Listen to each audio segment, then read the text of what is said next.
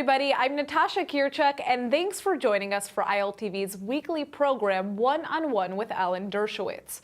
We want to give you, our viewers, a chance to have your questions answered by Professor Dershowitz, one of America's greatest legal minds. He's a leading expert on criminal and constitutional law, civil liberties, and the Arab-Israeli conflict. Hi, Professor Dershowitz. Hi. So great to see you again this week. Likewise. All right, so let's get started, Professor. As you know, every week we open our show with a special guest. Today, we're honored to have retired IDF Major General and Israeli politician Uzi Dayan. Uzi fought terrorism as commander of the IDF's elite Sayeret Matkal, later served as IDF Deputy Chief of Staff, and he even headed Israel's National Security Council. He wants your take on the role that international law should play in fighting terrorism worldwide. Thank you for inviting me to open your show in the ILTV, and thank you for everything you have done to Israel and to the Israeli people.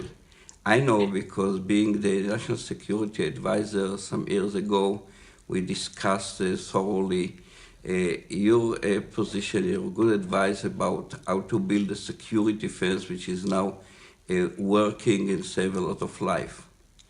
One of the top stories in Israel today is the trial of an Israeli IDF soldier called El-Or Azaria. On Thursday, 2 Palestinian men attacked Israeli troops near Hebron and managed to stab and wound 1 soldier before being neutralized. One of the assailants was shot and killed on the spot, and a video later emerged showing an Israeli soldier shooting and killing the second after he lay wounded on the ground. Israeli leaders have condemned the soldiers' actions and claimed they go against the army's ethical code and rules of engagement. Yet many Israelis claim the soldier shot the assailant because he was convinced that the wounded terrorist posed a danger and that he was wearing an explosive belt. The accused soldier's family is calling for understanding and compassion and asking the public not to judge him until a full investigation into the incident is released. The soldier is being held in a military stockade and may face murder charges at the conclusion of an army investigation. The Israeli Chief of Staff Gadi Eisenkot says that the IDF supports soldiers who commit mistakes except for when their behavior is out of line with military values, and that this particular soldier will be subject to a serious investigation. El-Or Azaria shot a terrorist just after committing a terror attack in Hebron, and is now facing a trial in Israel, accused by the IDF of manslaughtering. And people feel very strongly about it. Everybody here understands that fighting terrorism effectively is a must. If you want to make any progress, you have to fight terrorism effectively. And in the same time, it's very important to keep our military activity legal and moral. Many people, including myself, think that the law, and especially the international law, does not give us enough tools in fighting terrorism effectively, starting with the basic definition of terrorism and goes up to rule of engagement and opening firewalls, not only by soldiers and policemen, but also by a citizen, Israeli citizen who face a terror attack. So I would like very much to hear your opinion about the case of whether the law today, and especially the international law, give us enough tools on how to fight terrorism effectively. Well, thank you so much, General Leon. You have done so much to protect Israel and to protect the world against terrorism, and the world owes you an enormous debt. Let me answer your question first by focusing on the case and then the more general issue. This case does not involve international law, and Israel should not be concerned about international law. This is a domestic case involving an act done by a policeman, which could be either criminal or not criminal. The Israeli legal system will determine that. It will determine it fairly, applying Israeli law and due process. And whatever the outcome, although it may be unpopular among some people, whatever the outcome, it will be consistent with international law. International law does not micromanage the way in which the Israeli legal system deals with its own soldiers killing people in situations where an act of terrorism has occurred. It's much like what happens in the United States, where we have situations constantly where policemen shoot and kill people who are armed or not armed or who they think are armed. But only Israel has international law applied to it. When the United States has a case like that, no international law applies, it's domestic law. And the same thing should be true in Israel. Israel should resolve this case without any concern about international law, the criminal court. They should resolve it based on fairness, due process, the Israeli legal system, which is an excellent system. And whatever the outcome, will satisfy international law. So that's this one case. The bigger picture is, of course, much more daunting and difficult. Remember that most of international law is ultimately undemocratic. Israel doesn't have a say in what constitutes international law. Israeli judges don't serve on the International Court of Justice for the most part. The Wall case, for example, that you referred to, was an abomination. It was decided by a Chinese judge who had himself been involved in Tiananmen Square and building walls in China. It was the clear application of a double standard. On the other hand, the Israeli Supreme Court had a very rational decision relating to the wall, and that's the law that should apply to Israel. So Israel should be less concerned about complying with double standard international law and should be more concerned about complying with its own Supreme Court, its own legislature, its own judicial and democratic processes. Thanks, Professor. Now, let's hear some questions from our viewers. Charles Radin is a former bureau chief for the Boston Globe in Israel and is now based in Massachusetts. Now that Donald Trump has become the president-elect, Charles wants to know what we can expect for Israel throughout his term. Let's hear what's on his mind. Hi, Alan. It's Charlie Radin, old acquaintance from Boston, former Middle East correspondent for the Boston Globe. I wonder how you think the new administration's policies toward Israel are shaping up. Is there anything to be read in the tea leaves yet? And in particular, as you've written about in the past, many presidents have promised to move the embassy from Tel Aviv to Jerusalem. Do you think that Trump is any more likely than his predecessors to keep those promises? And if so, what do you think the effects will be? Hey, Charlie, thank you so much for your great question. Of course, I remember you well when you were writing excellent columns for the Boston Globe, some of which I agreed with, some of which I disagree with. That's the nature of journalism, but you're a great journalist.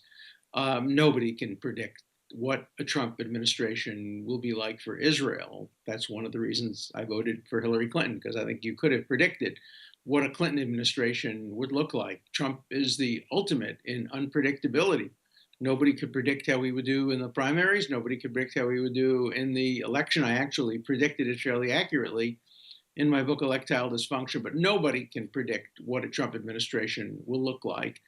He's appointing people all over the lot. Some of his potential nominees for Secretary of State would be very pro-Israel, some not so much. The appointment for Secretary of Defense has a mixed record. His appointment in the national security area, we simply don't know. And Trump himself is utterly unpredictable. And so Israel has to keep its options open. It should never take sides, as it did not do in this or any other presidential election. It has to work with whoever the president is and whoever his national security team is. And I can tell you, as somebody who cares deeply about Israel, I will keep the pressure on. I hope others will keep the pressure on, whatever administration is in power, to make sure that it ultimately supports what has been many years of American foreign policy, to keep Israeli military qualitatively superior to all the surrounding Arab and Muslim armies, to make sure that Iran never develops nuclear weapons, to make sure that Israel has the ability to defend itself against terrorism, to defend Israel against double standards in the international fora, such as the United Nations, UNESCO, the International Court of Justice, and also in the Court of Public Opinion. So unpredictable. And as the Chinese curse goes, may you live in interesting times. Israel, the American Jewish community, the pro-Israel community are living in very interesting times, made more interesting by its unpredictability. Yeah, that's very true. I mean, Professor, I think it's also fair to say that the appointment of Stephen Bannon as chief of staff has been an issue on the mind of Jews around the world, not only in the United States. And you've provided your opinion on this man in lots of different articles, which has triggered a lot of different public responses. Can you clarify a bit about your opinion of Bannon and how you feel about the reaction that you've gotten from the public? Well, as usual, my views are easily misunderstood because in America, indeed in the world, you have to take sides. And if you don't take sides and you try to introduce some nuance, everybody misunderstands your view. I do not support the appointment of Bannon to be in the White House. I think his attitude toward women, his attitude toward Muslims has been very questionable and disqualifying in the view of many people. On the other hand, I see no evidence that he's an anti-Semite. He raises the very intriguing problem that faces the Jewish community in the world today. There are many people who are pro-Jewish, who support Jews and even support Israel, but are bigoted against other groups. And we have to call out bigots even among our supporters as vociferously as we do among our opponents. It's just as important to point out the bigotry of Bannon as it is to point out the bigotry of Black Lives Matter when they call Israel a genocidal and apartheid country. So we have to be equivalently outraged at bigotry on either side, and we also have to be careful not to throw around the term anti-Semitism unless it fits. And in Bannon's case, from the evidence I've seen, it doesn't fit, but the term bigotry against women and Muslims does fit. So let's have a calibrated, nuanced response. I think we need that more than ever now with this new administration. Absolutely. Well, thanks for your response, Professor. Let's turn to a question from here in Israel. Dina Teitelbaum lives in Tel Aviv, but she's concerned about a frightening world trend. Let's hear what she has to ask. Shalom, Professor Dershowitz. I am Dina Teitelbaum from Tel Aviv. My question is about the trend of recent elections all over the world. Starting with the Brexit and then the United States, it seems that the experts don't really know what's going on. We're also seeing a growing movement away from globalization and towards stronger nationalism and isolationism. How do you see this trend in light of Italian elections? And more importantly, what's next? Thank you. Well, I don't want to be self-praising, but this is one expert who I think has seen these trends and has predicted them accurately. I predicted the Brexit vote. I predicted the Trump vote. And I have been writing about this global phenomenon now for several years. We're seeing a trend on both sides of the political spectrum toward extremism. And we're seeing a trend toward populism and nationalism. The trend is not an unbreakable one. The recent Austrian election defeated the nationalist extreme right-wing candidate. The Italian election is a little hard to quantify or qualify because it has such intriguing and individualized results, both the election of the mayor of Rome and the more general rejection of the constitutional provision of the resignation. These are complex issues, but the trend is clear. The trend is toward extremism on both sides, toward right-wing extremism in countries like Poland and Hungary and Greece, toward left-wing extremism on university campuses and in the British Labour Party. And the French elections are intriguing and interesting. We have to watch. This is the most dynamic time in Europe since the 1920s and 1930s. We're seeing a return of dangerous nationalism, dangerous populism. That's always a problem for Jews and for Israel. Israel and the Jewish people thrive at the center. We are generally victimized by the extremes of both sides. And so this is a phenomenon we have to be very concerned about.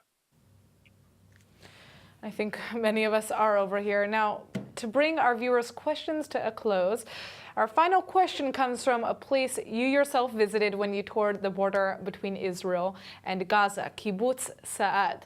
Kibbutz member Dalit Golan Roshin wants your take on how to combat one of the biggest threats in the region. Let's turn to her question. Hi, Alan. This is Dalit from Kibbutz Sa'ad. I don't know if you remember, but I hosted you here at the Falafel, my father's Falafel. I have a small question to ask you. I really want to live in peace with my neighbors in Gaza, but what can we legally do to stop them from using concrete in order to build tunnels to use against us? I really, really want to know, because this has to stop.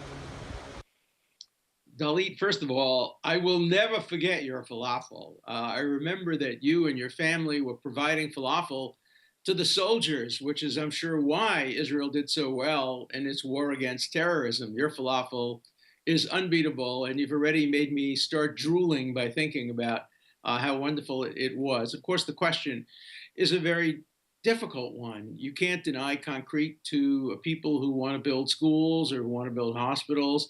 But if the concrete is used to build terror tunnels and is used to provide shelter against rocket fire, then it becomes a material of war, which a country is perfectly entitled to prevent enemies from having. So a balance has to be struck. Israel should only provide concrete to Gaza under supervision of international authorities. Sometimes can't be trusted, but trusted international authorities to make sure the concrete goes directly into building facilities that are peaceful, not warlike. And Israel has the right to err on the side of protecting its own citizens. When there's doubt about how an object is going to be used, the burden of proof shifts to the rocket and tunnel builders. And they have to demonstrate that they are not going to be using this material to build dangerous materials that can endanger the lives of Israeli civilians. And I think that's been the policy that Israel has had up to now. That's why the United Nations even has ruled that the blockade of Gaza is a lawful blockade. It's designed to keep weapons and material for making weapons out of the hands of terrorists, and Israel should continue to do that. Humanitarian aid to make sure that the people, the innocent people of Gaza, are not denied the basic essentials of life. Now, Alan, you yourself had the chance to actually go and visit one of these tunnels and walk inside. What was that experience like for you? Before it was well known, before the beginning of the last war, which really was a war about terror tunnels, I went into the tunnels and went literally all the way up to the Gaza border. And then last June, again, I did it with my granddaughter, and we went through the tunnels. You know, it's a remarkable experience because the people you speak to in Sderot and other places say we used to have to worry about only looking up to see if rockets were coming. Now we have to worry about looking up and looking down. At night we hear shoveling, we are frightened.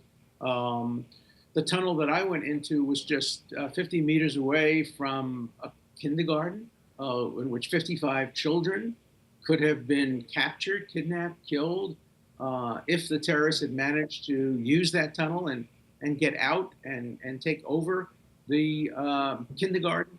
So Israel has to do everything it can. It has to build an iron dome downward, which will prevent tunnels. It has to make sure that the ability to have material to build tunnels is curtailed. And it has to make sure that Iron Dome continues to protect the civilians in Sderot against rocket attacks. Yeah, well, that's all the time we have for today, unfortunately. Thanks so much for your time, Professor. I also want to thank all of our guests, especially Major General Uzi Dayan. If you'd like Professor Dershowitz to answer your questions, go to iltv.tv or our Facebook page and submit them. We'll see you again next week. Thanks, Alan. Thank you.